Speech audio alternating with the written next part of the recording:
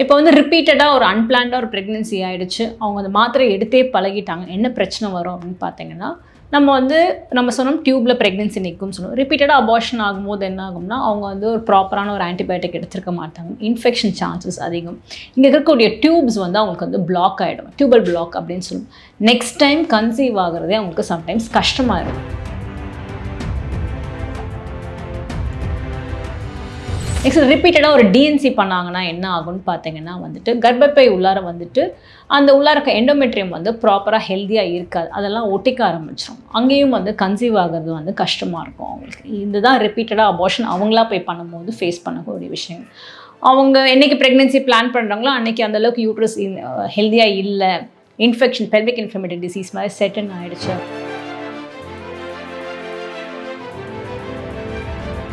கரு வளர வளர கர்ப்பப்பையும் வளர ஆரம்பிக்கும்.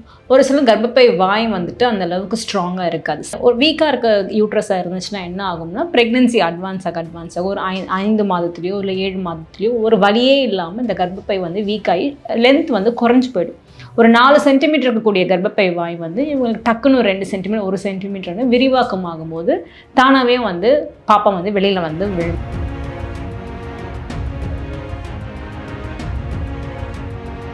ஃபஸ்ட்டு டெலிவரியில் வந்து சிசேரியன் பண்ணால் செகண்ட் டெலிவரியில் வந்து நார்மலாக டெலிவரி ஆகுமா இல்லை சிசேரியன் தான் லாஸ்ட் வரைக்கும்? அவங்களுடைய பிரசவ வலி நல்லா தாங்கிட்டு இருந்து கர்ப்பப்பை வாய் ஒரு 4 centimetre திறந்துருக்கு.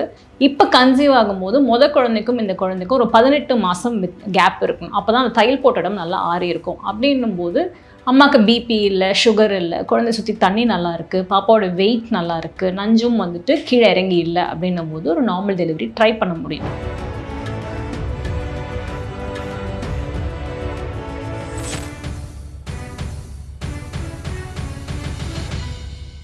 Gynaecologist doctor Nandini ma'am கிட்ட தான் இருக்கோம். எப்படி இருக்கீங்க? நல்லா இருக்கேன். இப்போதைக்கு பேபி தேவை கிடையாது, நாங்கள் அன்பிளான்டாக வந்து பேபி ஃபார்ம் ஆகிட்டு ஸோ நான் அபார்ஷன் பண்ணியே ஆகணும்னு சொல்லிட்டு கண்டினியூவாக அபார்ஷன் பண்ண ஆரம்பிச்சிடுறாங்க. ஸோ அதனால வந்து என்ன மாதிரி பிரச்சனைகள்லாம் அவங்க ஃப்யூச்சரில் சந்திப்பாங்க மேம்? ஸோ அபார்ஷன் அப்படின்னு சொல்லும்போது வந்து 3 மாதத்தில் பண்ணக்கூடிய அபார்ஷன் வந்து ஒரு 10 சேஃபான ஒரு பீரியடு. அப்போ நம்ம மெடிசன் கொடுத்தே நம்ம அபார்ஷன் பண்ணிக்க முடியும். அதை தாண்டி போகும்போது வந்து எந்த டாக்டருமே என்கரேஜ் பண்ண மாட்டோம். குழந்தைக்கு ஏதாவது பிரச்சனை இருக்குது, உறுப்பில் ஏதாவது பிரச்சனை இருக்குது, அம்மாவுக்கு ஏதாவது மென்டலி ஏதாவது ப்ராப்ளம் இருக்குது, இல்லை அவங்களுடைய கான்ட்ரசெப்ஷன் ஃபெயிலியர் ஆகி கன்சீவ் ஆனது தெரியல அப்படின்னும் போது தான் வந்து அபார்ஷன் ஒரு 12 வாரத்துக்கு உள்ளது 20 வாரம் வரையும் நம்ம வந்து ஓகே அப்படின்னு சொல்லுவோம். ரிப்பீட்டட் அபார்ஷன்ஸ் அப்படின்னு சொல்கிறது முக்கால்வாசி பார்த்தீங்கன்னாக்கா வந்துட்டு கான்ட்ரசெப்ஷன் யூஸ் பண்ணாமல், ஒரு கருத்துரைக்கு எந்த விதமான ஒரு பொருட்களும் யூஸ் பண்ணாமல், ஒரு மாத்திரைகள் யூஸ் பண்ணாமல் கன்சீவ் ஆகிட்டாங்க அப்படின்றதுனால தான் வருவாங்க. எனக்கு பீரியட்ஸ் மிஸ் ஆகிடுச்சு, நான் கார்ட் டெஸ்ட் போட்டு பார்த்தேன், பாசிட்டிவாக இருக்குது, எனக்கு இந்த ப்ரெக்னென்சி வேண்டாம் அப்படின்னு வருவாங்க. அந்த ஸ்டேஜில் என்ன அப்படின்னு பார்த்தீங்கன்னா, அவங்களுக்கு வந்து இப்போ எஜுகேட்டட் கப்புள்ஸாக இருந்தாலும் சரி, அந்தளவுக்கு படிக்காதவங்களாக இருந்தாலும் சரி, முதல்ல அவங்க என்ன புரிஞ்சுக்கணும்னா, ஒரு டாக்டர் அட்வைஸோட ப்ரெக்னென்சி எங்கே இருக்குதுன்னு கன்ஃபார்ம் பண்ணிவிட்டு அவங்க ஒரு அபார்ஷன் போகும்போது இட் இஸ் ஆல்வேஸ் சேஃப். இப்போ ஜெனரலாக ப்ரெக்னென்சி அப்படின்னு பார்த்தீங்கன்னா, நம்ம வந்து தள்ளி போச்சு அப்படின்னா ஒரு 35 டேஸில் வந்து ஒரு யூரின் டெஸ்ட் பார்க்கும்போது 2 கோடு வந்துச்சுன்னா பாசிட்டிவ் ப்ரெக்னெண்ட்டாக இருக்குங்க அப்படின்னு சொல்லுவோம். அந்த ஸ்டேஜில் வந்து ஸ்கேன் பண்ணும்போது எங்கே கரு உண்டாயிருக்கு அப்படின்னு தெரியாது. என்ன நடக்கும் அப்படின்னு பார்த்தீங்கன்னா, இங்கே கரு முட்டையிலேருந்து முட்டை ரிலீஸ் ஆகும், இந்த டியூப் வந்து பிக்கப் பண்ணும், இங்கேருந்து விந்து வந்து மேலே வரும். ஸோ இந்த கரு முட்டையும் விந்தும் வந்து இந்த டியூப்பில் தான் வந்துட்டு மீட் ஆகும். ஸோ இங்கே மீட் ஆகும்போது இங்கே தான் ஃபஸ்ட்டு ப்ரெக்னென்சி ஃபார்ம் ஆகும். அதுக்கப்புறமா இது இங்கே ஸ்லோவாக மூவ் ஆகி யூட்ரஸில் போய் ப்ளேஸ் ஆகும். இதுதான் வந்து ப்ரெக்னென்சி அப்படின்னு. ஸோ இந்த மூவ் ஆகி யூட்ரஸில் போய் நிற்கும் போது தான் வந்து கரு வந்து கர்ப்பப்பை உள்ளார ஃபார்ம் ஆயிருக்குன்னு அர்த்தம். இந்த ஸ்டேஜில் ஏதாவது இடத்துல டிலே ஆயிருந்துச்சுன்னா நிறைய பேருக்கு வந்துட்டு எக்டோபிக் ப்ரெக்னென்சி, அதாவது கர்ப்பப்பை இல்லாமல் வேற எங்கேயாவது ப்ரெக்னென்சி தங்கி இருக்குன்னா எக்டோபிக் அப்படின்னு சொல்லுவோம். மோஸ்ட் ஆஃப் த டைம்ஸ் பார்த்தீங்கன்னா டியூப்ஸில் நிற்கிறது தான் வந்து பாசிபிள். இந்த டியூப்லேயே நின்று போச்சு, அவங்களுக்கு அந்த கரு வந்து மூவ் ஆகாமல் இருந்துச்சு அப்படின்னா எக்டோபிக்னு சொல்லும்போது அவங்க யாரோடைய ஆலோசனையும் இல்லாமல் மருந்து எடுத்துக்கிட்டாங்க, இல்லை அவங்க அப்படியே மறந்துட்டாங்க அப்படின்னாக்கா இந்த இடத்துல அந்த குழந்தை வளர வளர விரிவாக்கம் வந்து அந்த அளவுக்கு இருக்காது, ஸ்ட்ரெச் ஆகி பர்ஸ்ட் ஆகிடும். அப்படின்னும் போது ஒரு எமர்ஜென்சி ஒரு ஹாஸ்பிட்டல் போய் ஒரு ஆப்ரேஷன் பண்ணிக்கிற ஒரு ஸ்டேஜ் வரையும் போகும். ஸோ என்றைக்குமே வந்து ப்ரெக்னென்சின்னு கன்ஃபார்ம் பண்ணிட்டாங்க, வேணான்னு முடிவு பண்ணிட்டாங்கன்னா ஒரு 5 வாரம் 6 வாரத்தில் ஒரு டாக்டர் போய் பார்த்ததுக்கப்புறமா ப்ரெக்னென்சி யூட்ரஸ்லுக்கான ஒரு ஸ்கேன் பார்த்துட்டு மருந்துகள் எடுத்துக்கும் போது சேஃபாக இருக்கும். அம்மாக்கும் இந்த ப்ரெக்னென்சி வந்து சேஃபாக இருக்கும். அதே போல் வந்து மாத்திரைகள் எடுக்கும்போது இந்த கரு கலைஞ்சிரும். இதுதான் இது வந்து எல்லாரும் தெரிஞ்சுக்கக்கூடிய ஒரு விஷயமா இருக்கணும். இப்போ ஓவர் த கவுண்டர் வாங்கும்போது எத்தனை வாரம் ப்ரெக்னென்சின்னு தெரியாது, எங்கே கன்ஃபார்ம் பண்ணியிருக்காங்கன்னு தெரியாது, ஒரு எமர்ஜென்சியில் போய் லேண்டப் ஆகிடுவாங்க. ஸோ இது வந்து ஒரு ஏர்லி ப்ரெக்னென்சியில் இப்படி இருக்கும். இப்போ வந்து நிறைய பேர் 8 வாரம் தாண்டிட்டாங்கன்னா என்ன ஆகும் அப்படின்னு பார்த்தீங்கன்னா, இந்த இடத்துல வந்து குழந்தைக்கு ஹார்ட் பீட் வந்திருக்கும், எலும்புகள்லாம் ஃபார்ம் ஆக இருக்கும். அப்போ வந்து வெறும் மாத்திரையினால் வந்து இந்த கரு கலையாது, இதுக்கு வந்து ஹாஸ்பிட்டல் அட்மிஷன் தேவைப்படும். மாத்திரைகள் கொடுத்தாலுமே வந்துட்டு சம்டைம்ஸ் பார்த்தீங்கன்னா ஒரு சில டிஷ்யூஸோ பிசுறுகள் வந்து கர்ப்பப்பையில் ஒட்டிகிட்டு இருக்கும். அப்போ அவங்களுக்கு அதிகப்படியான ஒரு ப்ளீடிங் இருக்குது அப்படின்னாக்கா டிஎன்சி தேவைப்படலாம், அவங்களுக்கு ஒரு ஹாஸ்பிட்டல் அட்மிஷன் தேவைப்படும்.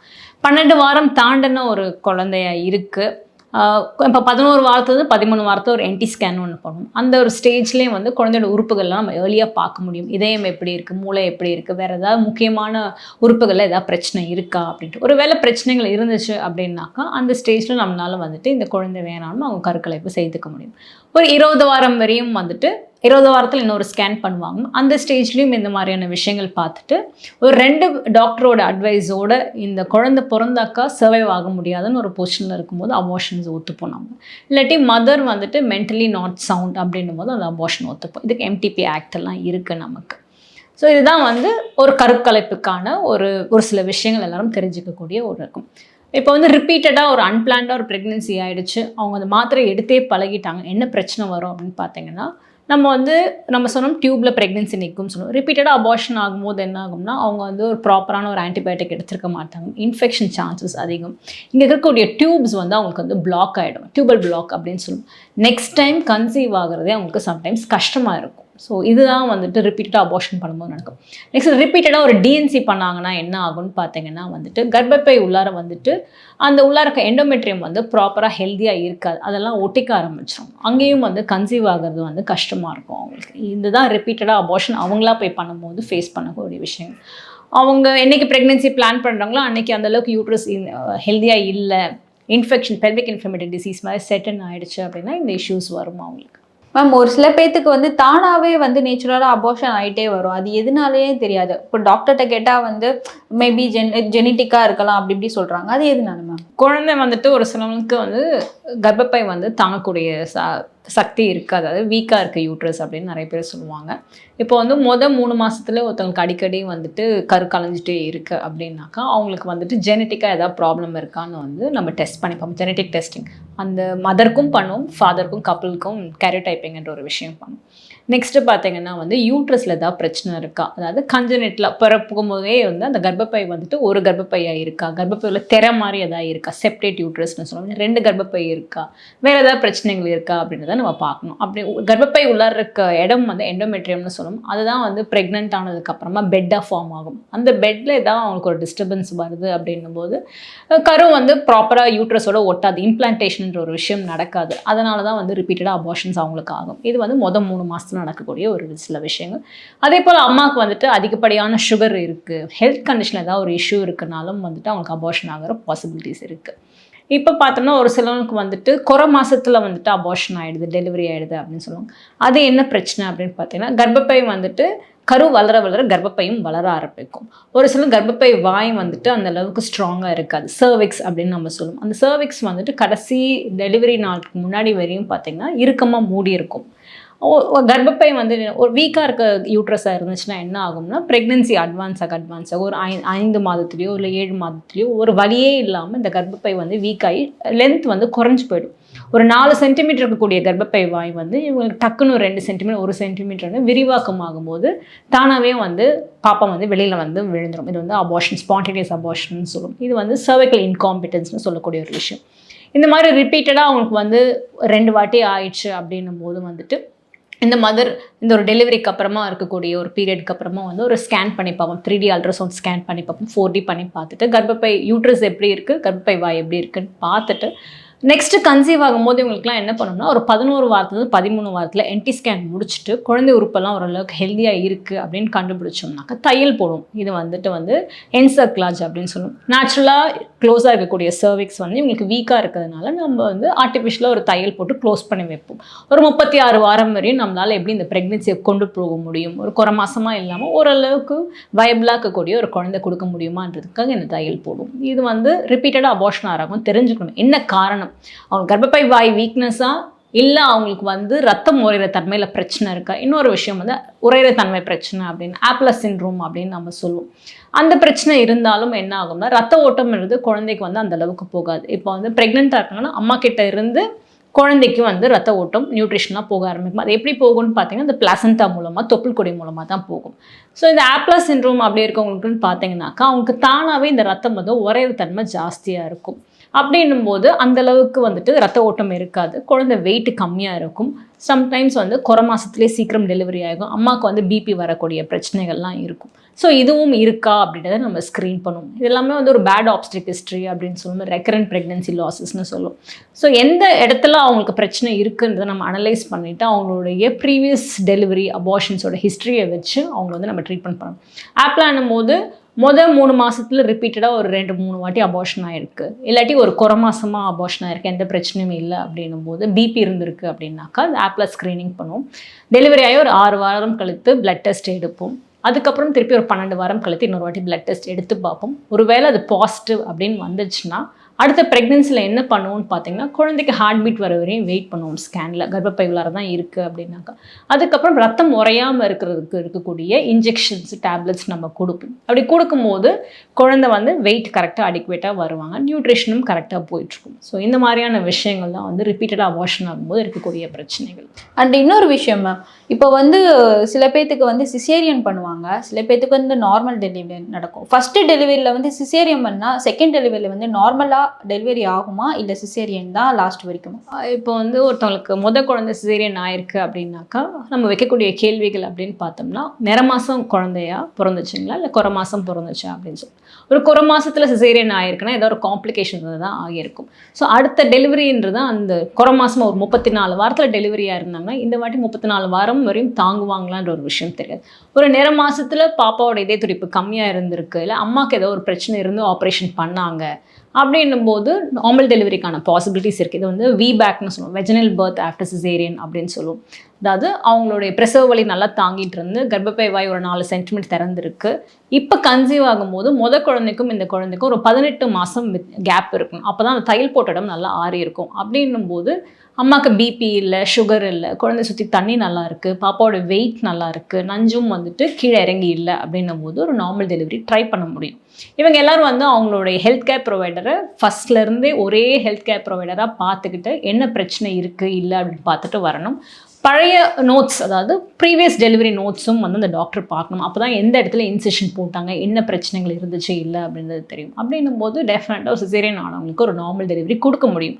இதில் ஒரு சின்ன ரிஸ்க் என்னன்னு பார்த்தீங்கன்னா அந்த தையல் போட்ட இடம் வந்து விட்டுடும் அப்படின்றத நம்ம எக்ஸ்பிளைன் பண்ணுவோம். இது 0.5 to 1.5% வந்து விட்டு போயிடும் அப்படின்னு சொல்லுவோம். ஸோ அவங்களுக்கு டெலிவரி பிளான் பண்ணுறது வந்துட்டு ஒரு பெரிய ஹாஸ்பிட்டலில் 24 மணி நேரமும் பிளட் பேங்க் இருக்கணும், அதே போல் வந்து மயக்க மருந்து டாக்டரும் இருக்கணும் அப்படின்றது தான் ஒரு விஷயம். அதே போல் அறுவை சிகிச்சை பண்ணுறதுக்கு 24 மணி நேரமும் அந்த தியேட்டர் ரெடியாக இருக்கணும் அப்படின்ற ஒரு விஷயத்தோடு தான் வந்துட்டு ஒரு வெஜினல் டெலிவரி பிளான் பண்ணுவோம் சிசேரியன் ஆனவங்களுக்கு. இன்னொரு விஷயம் பார்த்தீங்கன்னா இவங்களுக்கு வந்து தானாக வலி வர வரையும் வெயிட் பண்ணுவோம், டேட் வரையும். நம்மளாம் எந்த மருந்தும் கொடுக்க மாட்டோம். ஸோ தானாக வலி வந்து ஒரு எந்த பிரச்சனையும் இல்லாமல் சுமமாக கீழே குழந்தை இறங்க டெலிவரி ஆகுது அப்படின்னாக்கா தையல் விட்டு போகிறதுக்கான வாய்ப்புகள் கிடையாது. பாப்பாவோடைய ஹார்ட் பீட்டையும் நம்ம வந்து கண்டினியூஸாக மானிட்டர் பண்ணிகிட்டே வரும்.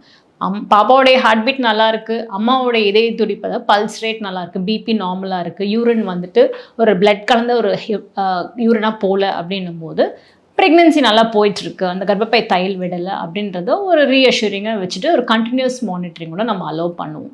ஸோ இதுதான் வந்துட்டு ஒரு நார்மல் டெலிவரின்றது ஒரு விஷயம் சிசேரியன் ஆனவங்களுக்கு. அண்ட் வந்து தொப்புள் கொடி வந்து குழந்தைக்கு சுற்றிருச்சு, அதனால வந்து நார்மல் டெலிவரி பண்ண முடியாது, அவசரமாக தான் வந்து சிசேரியன் பண்ணி ஆகணும் அப்படின்லாம் சொல்கிறாங்களா? எதனால அந்த தொப்புள் கொடி வந்து சுற்றிடுது மேம்? இப்போ குழந்தை பார்த்தீங்கன்னா வந்துட்டு குழந்தைய சுற்றி தண்ணி இருக்கும் அப்படின்னு சொல்லி லைக்கர் அப்படின்னு நாங்கள் சொல்லுவோம். அது வந்து குழந்தையோட யூரின் தான். இது வந்து ஒரு மீடியம் ஃபால், அந்த குழந்தைக்கு வந்து அம்மா வயிற்றுல சுற்றி வந்துட்டு இருக்குது, டெம்பரேச்சர் மெயின்டைன் பண்ணிகிட்டு இருக்கிறதுக்கு. ஒரு 34 வாரத்துக்கு மேலேன்னு பார்த்தீங்கன்னா அந்த நீர் வந்துட்டு குறைஞ்சி போச்சு அப்படின்னாக்கா வந்து குழந்தையோட ஹெல்த் வந்து அந்தளவுக்கு ஹெல்த்தியாக இல்லை அப்படின்னு சொன்னால் குழந்தையோட யூரின்றது கிட்னியை வந்து சொல்லக்கூடிய ஒரு விஷயம். இப்போ வாட்டர் லெவல் நிறைய இருக்கும்போது என்ன ஆகும்னா குழந்தை நிறைய வேகமாக சுற்றிட்டே இருப்பாங்க, குழந்தை அசைவுகள் ஜாஸ்தியாக இருக்கும். நிறைய ஜாஸ்தி சுற்றிட்டு இருக்கும்போது தொப்புள் கொடை கொஞ்சம் லென்த்தாக இருந்துச்சுனாக்கா குழந்தைய சுற்றிக்கும். அவங்க ஒரு மூமெண்ட்லேயும் பார்த்தீங்கன்னா தானாகவே கழண்டுக்கும் செய்யும். அந்த தொப்புள் கொடை சுற்றி இருக்குது. ஒரு சில பாப்பாக்களுக்கு கழுத்து மேலே ஒரு சுற்றி இருக்கலாம், 2 சுற்றி இருக்கலாம். தொப்புள் கொடி கழுத்தை சுற்றி இருந்தாக்கா ஒரு நார்மல் டெலிவரி ஆகாதான்னு கேட்டிங்கன்னா கிடையாது. ஒரு டெலிவரி ஆகிற சமயத்தில் பிரசவ வலி அம்மாவுக்கு வரும்போது பாப்பாவோட இதய துடிப்பு ஒரு சிடிஜி மிஷினில் நம்ம மானிட்டர் பண்ணோம். ஒரு வாட்டியும் வலி வரும்போது இந்த துடிப்பு கம்மியாயிட்டு நார்மல் ஆகுதுன்னா நம்ம எதுவும் சொல்ல மாட்டோம். கண்டினியூஸாக அது துடிப்பு ரொம்ப லோவாக இருக்குது அப்படின்னா பாப்பாவுக்கு வந்துட்டு மூச்சுத்திணறல் உள்ளர வந்திருக்குன்னு போது சிசேரியன்ற ஒரு விஷயம் பண்ணணும். நிறைய குழந்தைகள் தொப்புள் கொடி கழுத்தை சுற்றி வந்து பிறக்கிற குழந்தைகள் இருக்கிறாங்க. அது வந்து நார்மல் ஆகாதுன்னு கிடையாது. குழந்தைய சுற்றி தண்ணி நல்லா இருந்து தொப்புள் கொடி இருக்குது, சுற்றி கழுத்து மேலே சுற்றி இருக்குது, கர்ப்பவாய் நல்லா வந்து விரிவாக்கம் ஆகிருக்கு, ஃபேவரபுளாக இருக்குன்னாக்கா நார்மல் டெலிவரி பாசிபிலிட்டி. தண்ணியே இல்லை குழந்தைய சுற்றி தொப்புள் கொடியும் இருக்குது, ஒரு குறமாசமாக இருக்க ஒரு குழந்தை அப்படின்ற ஒரு பட்சத்தில் வந்து டைரெக்டாக சிசேரியன்ற ஒரு பாசிபிலிட்டி இருக்கும். இதுதான். அண்ட் இன்னைக்கு நிறைய இன்ஃபர்மேட்டிவான நியூஸ் அண்ட் இன்ஃபர்மேஷனை நான் தெரிஞ்சுக்கிட்டேன். Thank you for you interview. Thank you.